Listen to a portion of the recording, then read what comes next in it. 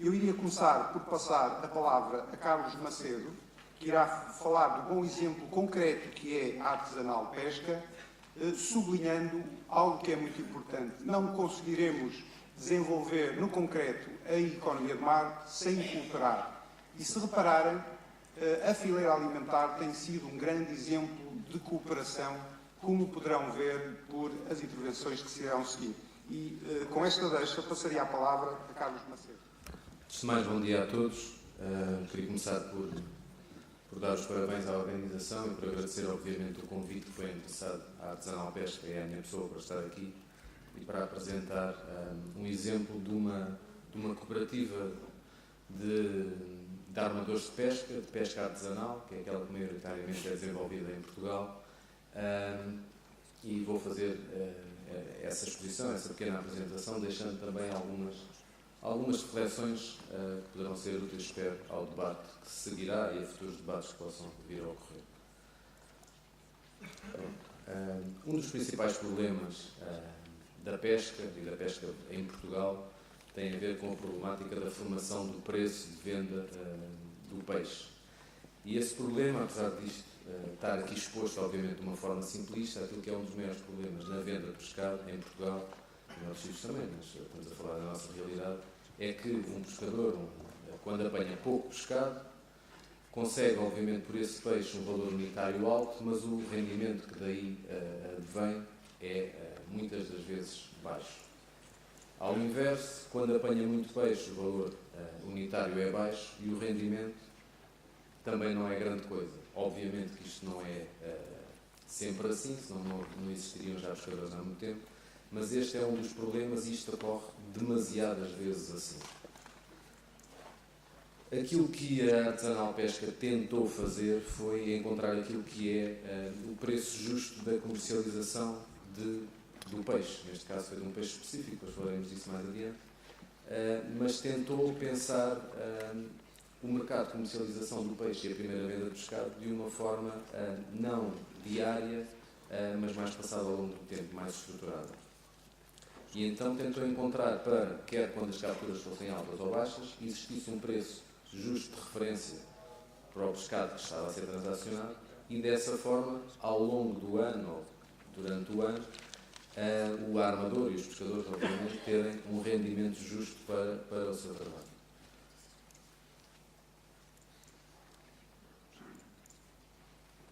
Ok. E então, aqui o que passou foi uma evolução dessa visão diária, aleatória, decorrendo de um leilão com base nos preços de referência do dia anterior, para uma visão anual mais empresarial, mais estruturada, que o setor não tinha tido até aqui, ou tinha poucas referências. A verdade é que o nosso entendimento é que cada produto, não só na pesca, mas nas outras atividades, tem ou deve ter o seu preço de mercado, o seu preço de transação, o seu valor intrínseco. Os slides não estão a querer colaborar comigo.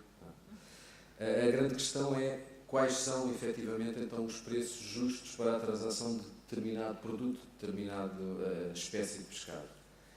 E esse é o trabalho que nós tentamos desenvolver, encontrando com base nos preços. É porque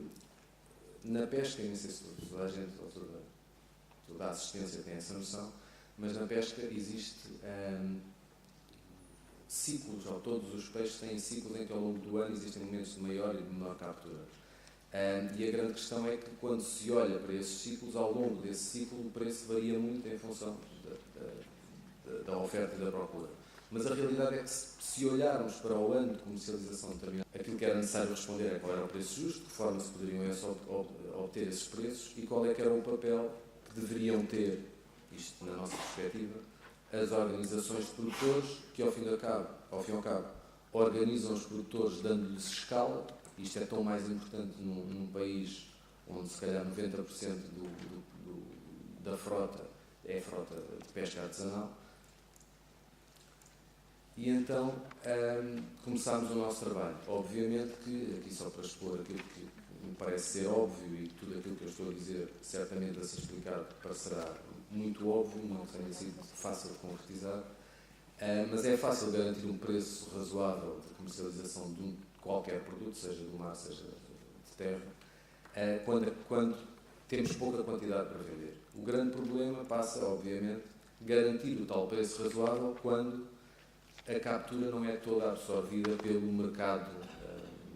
de escoamento, neste caso o mercado direto da venda do peixe fresco. Nesse sentido,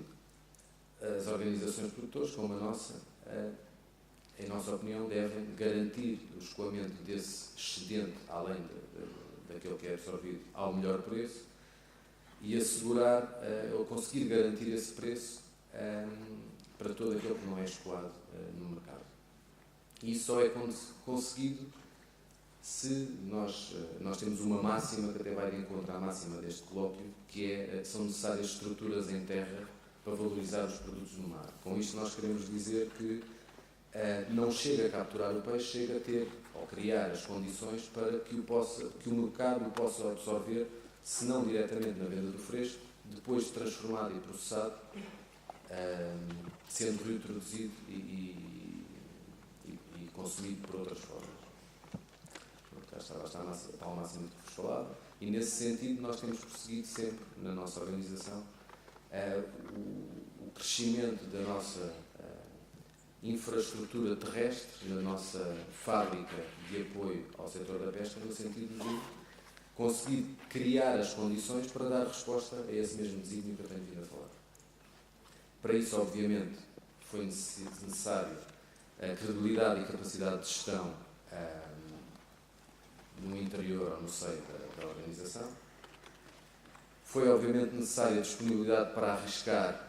de todos os envolvidos, mas sobretudo naqueles que corporizaram o desenvolvimento. Refiro-me, obviamente, à direção, que, sobretudo nos momentos iniciais, precisou de avais pessoais em benefício de um coletivo e nem toda a gente estaria disponível a isso. E, mais do que isso, obviamente, o que é necessário é uma visão estratégica, uma definição de realmente do que é que queremos atingir e para onde é que nos estamos a dirigir. Este processo foi sobretudo desenvolvido e cresceu com aquela que é uma das nossas espécies emblemáticas, aquela que mais trabalhámos até aos dias de hoje, apesar de agora estar a evoluir um pouco, que era o peixe-espada preto, sendo que mais de 95% do peixe-espada preto que é capturado em Portugal continental é comercializado através da artesanal pesca, com um preço pré-definido anual que foge da aleatoriedade do leilão. Este é um processo consolidado e único no panorama nacional e penso que também europeu. E o reflexo disso é que mesmo num cenário de crise como aquele que vimos vivendo desde 2008 para cá, a verdade é que este é um dos poucos produtos da pesca que tem mantido uma estabilidade de preço, sem com isso ter sofrido um aumento do preço a que chega ao consumidor final, porque o que nós fizemos em parte também foi verticalizar algum do circuito de comercialização. Uma das grandes questões que por vezes é levantada é se isto é possível fazer para outras espécies em que, por exemplo, não tenhamos um peso como aquele que eu já vos referi que temos com o peixe-espada preto. E a verdade é que sim, e isso está a acontecer, nomeadamente com outras espécies. Cito aqui as principais com que temos vindo a trabalhar, espécies que são descarregadas não só na nossa zona de ação, que é o Porto de Pesca de Sesimbra, mas por todo o país. Estamos a falar da sardinha e cavalo, as espécies mais descarregadas em Portugal continental, mas a verdade é que nós temos conseguido fazer um trabalho também com estas espécies, buscando o mesmo tipo ou focando-nos na mesma estratégia de que os pescadores devem ser eles também a participar na forma como se forma o preço. Mas isto obviamente só é possível se todos os produtores se envolverem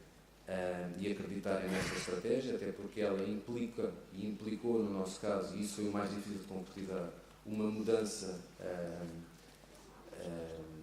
de visão e de paradigma de comercialização, porque até aí o pescador estava habituado a chegar com o preço, com o produto do seu trabalho à terra e colocá-lo num leilão onde deixava de controlar o preço porque seria premiado o seu produto, não podendo incorporar, obviamente, nem custos de produção, nem nada. e foi esta estratégia, a sua concretização, a sua feliz concretização, que permitiu que a Artesanal Pesca se transformasse numa organização que em 2005 transacionava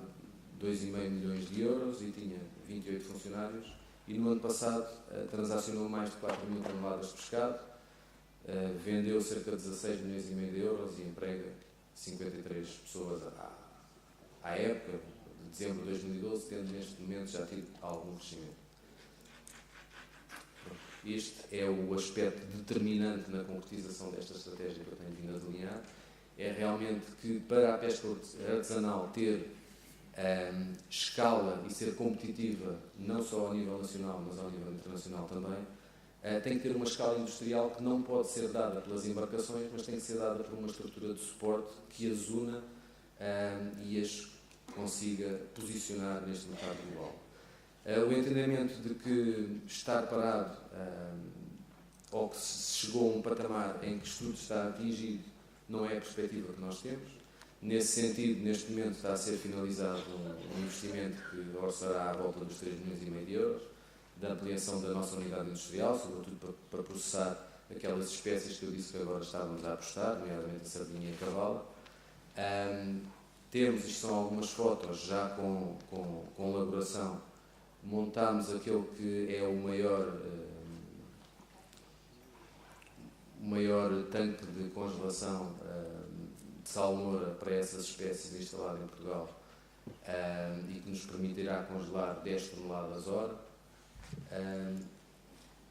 E isto é aquilo que é o trabalho e aquilo que em certa medida, quando nos fizeram o convite, nos foi pedido que apresentássemos uma perspectiva positiva daquilo que pode ser, ou deve ser, na nossa opinião, as pescas portuguesas. Depois, obviamente, e queria terminar com algumas notas para reflexão e também sobre aquilo que nós entendemos serem alguns dos principais constrangimentos para a concretização deste processo e para que outras organizações possam seguir o seu caminho, que obviamente não terá que ser igual, mas que fortaleça o setor e que ele ganhe dinâmica e ganhe peso. Um dos problemas com que nos deparamos é a perda da autonomia na gestão das pescas, resultante, obviamente, da entrada na Comunidade Europeia, mas a verdade é que muitas das vezes, ou a maioria das vezes, a nossa realidade, por ser tão diferente da maioria da realidade das pescas europeias, é que muitas das normas que nos são aplicadas são desadequadas à nossa realidade e nós muitas das vezes não conseguimos ter a força para fazer valer a nossa visão e defender aqueles que são ou que deveriam ser as medidas adequadas a essa mesma realidade. E isso é algo que deve ser repensado. Os últimos documentos da Comissão Europeia vão mais no sentido da regionalização destes assuntos, mas penso que ainda há muito caminho a fazer e as pescas em Portugal e obviamente todo o setor a montante também do processamento de pescado sofre com isso e daí também que tantas importações também façamos. Depois outro problema que se depara, e aqui é mais com o setor da pesca propriamente dito, tem a ver com uma sobreposição e desadequação legislativa daquilo que é aplicado ao setor, que além de ter imposições setoriais, muitas das vezes volta a cair repetitivamente em todo aquilo que é aplicado aos outros setores da atividade económica em geral, com aplicações, umas que não fazem sentido e outras que são duplicadas daquilo que já foi exigido por outras entidades competentes que têm competência exclusiva sobre esta atividade. Depois penso que é um assunto que deve merecer principal preocupação por parte do nosso governo e da nossa organização, que tem a ver com a organização da venda, da primeira venda de pescado em Portugal e com o papel que tem a entidade pública que tem a responsabilidade de fazer essa comercialização, que é a DOCA Pesca, e que me parece que deverá existir alguma evolução até em função da evolução dos tempos e daquilo que tem sido o papel das organizações de produtores, como a nossa. E só para dar aqui um exemplo, depois penso que podemos falar mais sobre isso à frente, tenho por hábito dizer, já o disse várias vezes, que a DOCA Pesca, para o bom e para o mal, é uma herança que nós temos ainda do Estado Novo. A DOCA Pesca ou este funcionamento do mercado de primeira venda. Isto porque, se por um lado tem um benefício muito forte aos pescadores que tem a ver com a garantia de recebimento, de retribuição pela venda do seu peixe, efetivamente a DOCA Pesca é um travão que existe ao setor que lhe garante que, seja qual for o preço de venda no tal leilão, esse valor é sempre pago, e normalmente é pago semanalmente, já foi ao dia. A verdade é que, por outro lado, esta estruturação da venda do peixe em Portugal impediu, em certa medida, que as empresas de pesca, na maior parte delas pequenas empresas de cariz familiar, de microempresas, se desenvolvessem efetivamente enquanto empresas,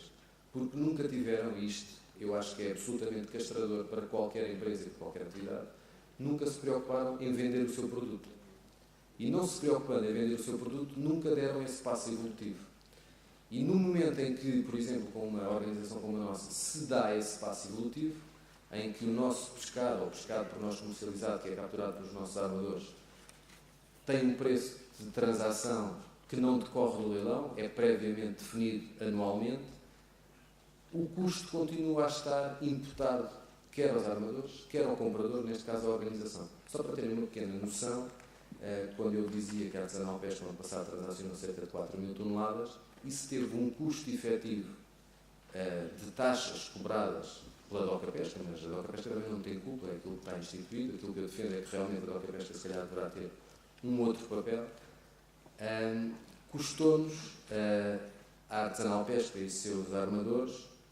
a módica quantia de 600 mil euros. E isto ou seja, isto poderia ser, obviamente que poderia haver aqui algum custo, mas isto é retirado, obviamente, à margem líquida do peixe. E esse eu acho que é algo que deve merecer a nossa reflexão e que deve ser repensado, até porque estamos num momento de repensar políticas de pesca a nível europeu, também pensarmos na reorganização deste setor a nível nacional também. E para já ficaria por aqui. Obrigado a todos.